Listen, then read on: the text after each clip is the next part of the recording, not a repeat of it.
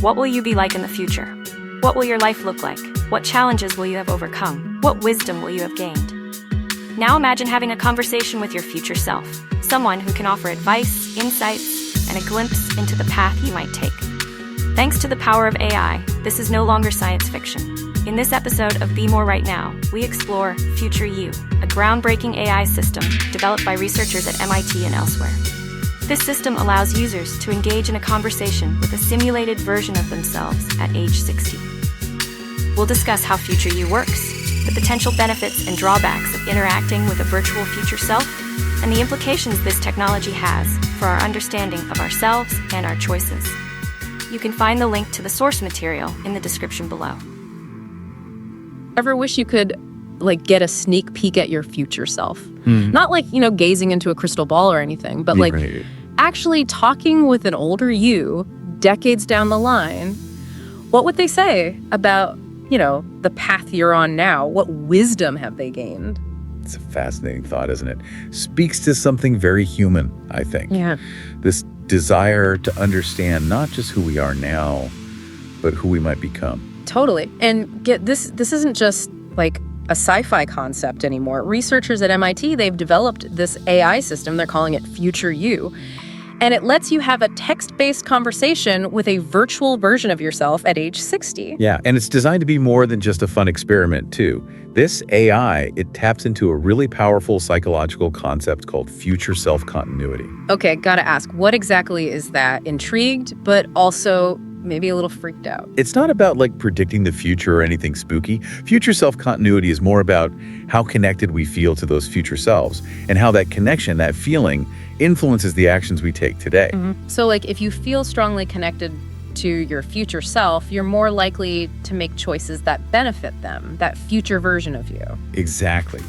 Think about it. If you can really vividly imagine yourself at 60, feeling healthy, fulfilled, you're less likely to make decisions now that jeopardize that. Yeah. You start making choices from a place of alignment, bridging that gap between who you are now and who you aspire to be. That makes a lot of sense. But how does this Future You AI actually work? Is it really possible to have a meaningful conversation with a computer program? Well, it's surprisingly realistic, and it all starts with you. You answer a series of questions about your current life, your values, your goals, aspirations, even your worries. So it's tailoring the experience to each individual user, Right. building a future you based on their unique input. Precisely. And here's where it gets really interesting. The AI takes all that information and uses it to generate what it calls future self memories. Okay, now that sounds both cool and a little eerie. Tell me more about these memories. How do they make the conversation feel, real? Imagine having a conversation with someone who remembers your dreams and challenges as if they lived through them with you. Wow. The AI creates this whole backstory for your future self, weaving in details from your current life to make the interaction incredibly immersive. So if I told the AI that I'm trying to write a novel, my future self might reminisce about the challenges and hopefully triumphs of my writing career. Exactly. They might offer encouragement based on the struggles you'd shared, or even provide advice based on the hurdles you're facing right now. And to make it even more convincing, the AI generates an age-progressed image of you based on your current photo. Whoa, they really thought of everything to make this feel like you're actually talking to a future version of yourself. Right? Seeing an older version of yourself, even a simulated one, that's got to be a powerful experience. It is. Did the MIT researchers, did they share any insights on how people reacted to seeing that? Yeah, a lot of the participants said that seeing that age-progressed image, it sparked this sense of connection, even a touch of melancholy. Really? Yeah, it made them reflect on, the passage of time and just the preciousness of the present moment. That's really powerful. It sounds like Future You isn't just some gimmicky chatbot. Yeah. It's a tool that could lead to some profound introspection. It absolutely can be. And the researchers found that, get this, people who used Future You reported feeling less anxious about the future. Interesting. It seems that, having this conversation with an older, wiser version of themselves, even a virtual one, it helped them feel more prepared and even excited about what lies ahead.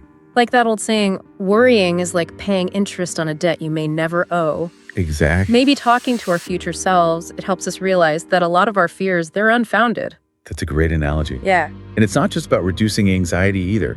It's about making the idea of the future less abstract, more tangible. Right. When you connect with your future self, you're more likely to set goals, make choices that align with your values. Yeah, it makes sense. Advice from a future you would probably carry more weight than like advice from a financial advisor or a self-help book. Totally. You're essentially getting personalized guidance from someone who knows you better than anyone else, you. Exactly. And this gets to the heart of why future you is so intriguing, right? It's not about dictating your future. Right. It's about empowering you to make choices that lead to the future you want, the future you envision for yourself. I like that. And the system emphasizes too, what you're seeing, it's just one possible future. Okay. You have the power to change your path at any time. So it's more about exploration and self-discovery than some kind of like predetermined destiny. Exactly. I like that. Yeah. What are some of the potential applications of this technology beyond just like personal use? Could it be used in like education or even therapy? Oh, absolutely. The possibilities are huge. Yeah. Imagine using future you in schools to help students explore different career paths or understand the long-term consequences of their choices about education. That'd be amazing. Or even in therapy, right?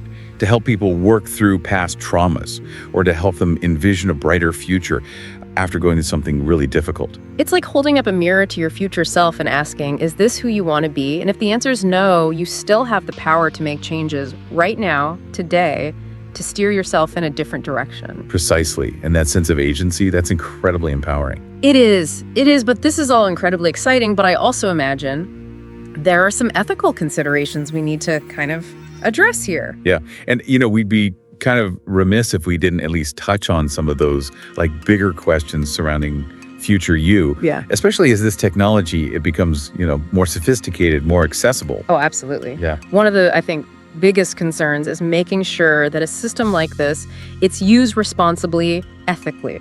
Right. Like we need to think about data privacy, right? This AI, it's collecting very personal information from all these users. So it's crucial that the data is handled securely, ethically. And what about the potential for like misuse? Could someone be manipulated by their future self, especially if they're already, maybe feeling vulnerable or uncertain about their life choices? That's a really, really valid concern. It's essential to remember future you. It's a tool. Right. And like any tool, it can be used for good or bad. Yeah. It's up to us as a society to set those boundaries, right? Yeah. Establish guidelines to make sure it's used in a way that benefits people and doesn't infringe on their autonomy. It's a powerful reminder that technology, it's rarely inherently good or bad. It's how we choose to use it that determines its impact. Precisely. Yeah. And it's a conversation we need to be having now as we stand on the cusp of all these incredible advances in AI. It's certainly given us a lot to think about.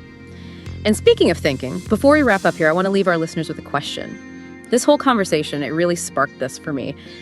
If you could have a conversation with your 60-year-old self, what's the one piece of advice you'd be most eager to hear? What wisdom do you hope your future self has gained after years of, living and learning? It's a question worth pondering. And perhaps, even more importantly, what choices can we be making today to shape the future we want to see, both for ourselves and for, generations to come? It's been a fascinating deep dive into the world of AI, future selves, and these intricate connections between the choices we make today and our future realities. Thanks for joining us on this thought-provoking journey. We'll see you next time for another deep dive. Please subscribe if you enjoyed this production. Thanks for listening or watching.